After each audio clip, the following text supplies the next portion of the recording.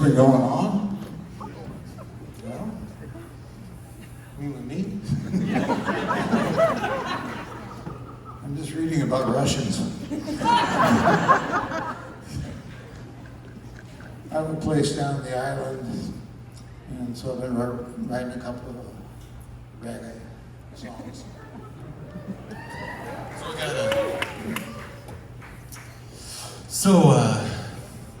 This is right here. This is an Academy Award winner. So I got to ask you, where do you keep your award? Where's the award at home?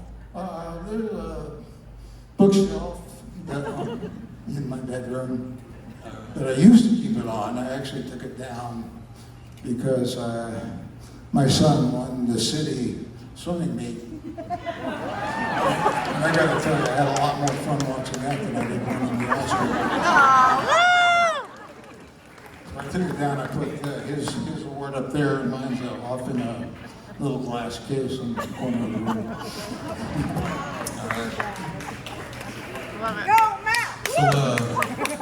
So, do you have a favorite memory of when you were in the band? When you read? There were a lot of them, actually. Putting the band together, the most fun by far was before we made it. You know, once you got the one number one and you're traveling around and you're in a big hurry, and David kept getting bigger and bigger. But when we started out, we were kind of the Three Musketeers, and everybody was equal, and we were all for each other. It was good. So you wrote, I don't know how many songs that you wrote with Jimmy, dozens and dozens, right? You wrote. Yeah, the original idea of the band was, I knew David, and he kind of wrote by himself usually. And so we said, let's put a band together where you write 6 and Jimmy and I will write 6. And we all thought Jimmy was going to be the lead singer, beautiful looking guy. But after Make It With You came out and went to #1 worldwide, one of the songs you played, Look What You've Done, KRLA was trying to push that as the second song. But the label went, oh, no, you don't. I would have voted for that song, for sure. We're going to follow it up with the same sound. Yeah. So we put out, we had It Don't Matter to Me on the first album. Mm-hmm. And we changed the key, and we rewrote it a little bit. We put that out as our second album, our second song. And that went to #7, and we were on our way.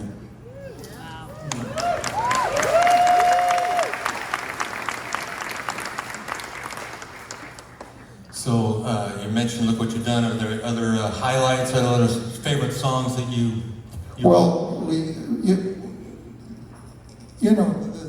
don't know how many, probably, it's Nashville, you're probably all in the record business. But in the record business, it's all no, no, no, no, no, no, no, no, no. And I knew David and I knew Jimmy. He was introduced to me by a girl I went to college with. It was his girlfriend. And she said, well, why don't you come over and meet my boyfriend? And I said, okay. So I came over with a bottle of wine and we drank it. And she was expecting him at 8. And by 11, he still wasn't there. So we opened another bottle of wine.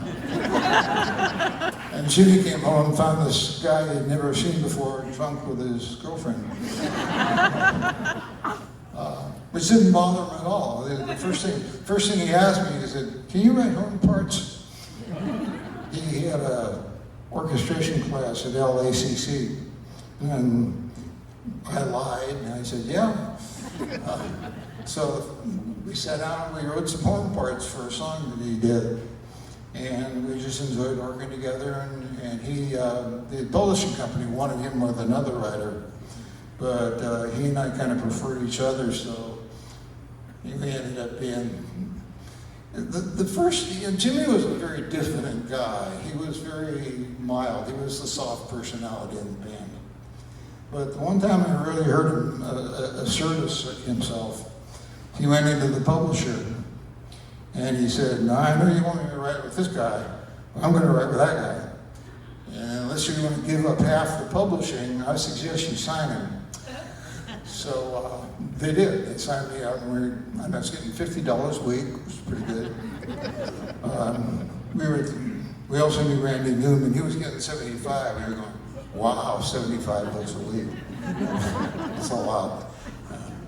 But we kept writing, and David, I was in another band. It wasn't a band at all. It was a singing group.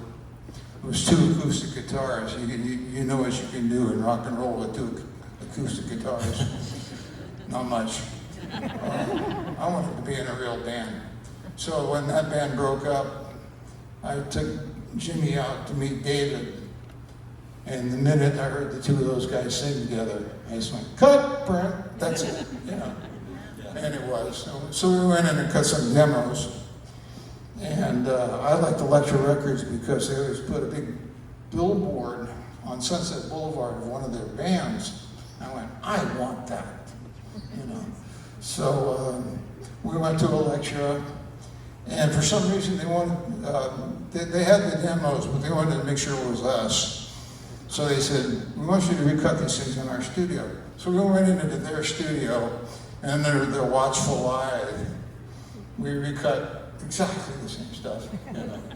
And they said, "Okay, you're signed, you know, come on back and we'll sign you guys up." Then there was the question of the name. And David there was a 50s movie with Vincent Price, a horror movie called Dragonwood. And David named his publishing company after that. And he said, "Well, I'd like to kind of call the band Dragonwood." And I went, Can you imagine? I really don't think so. You know. So it was the day before we were supposed to sign. I said, you know, David, Jimmy, we got to get a name. He said, "Yeah, okay." So we both dropped little orange pills that were popular at the time. I couldn't drive at all. But Jimmy he could drive just normally, whacked out of his mind on acid. It was amazing. So we were driving along, and we were just looking for you know, something that would inspire us. So we're going, telephone wire, fat chick. And so we drove all night long doing that, one stupid name after another.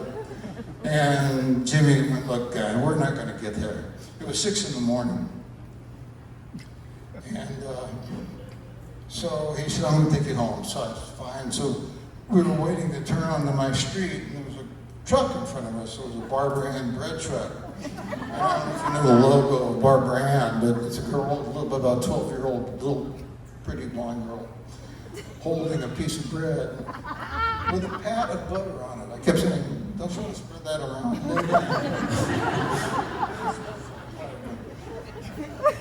And I'm looking at the thing, and Jimmy's sitting there, and I go, "By God, that's it." And Jimmy went, "What's it?" I said, "Bread. That's the name of the band." He said, "Really?" "Yeah, bread." And Jimmy always intoned things, so he kind of went, "Bread. Bread." Bread. He didn't really say if he liked it or not. So he dropped me off at the house, and it was 6 in the morning, and David, even though he was in rock and roll, was a very regular guy. He got up at 7, and I knew that. So I don't know if you know this, but if you ever take an acid, an hour is about 2 weeks.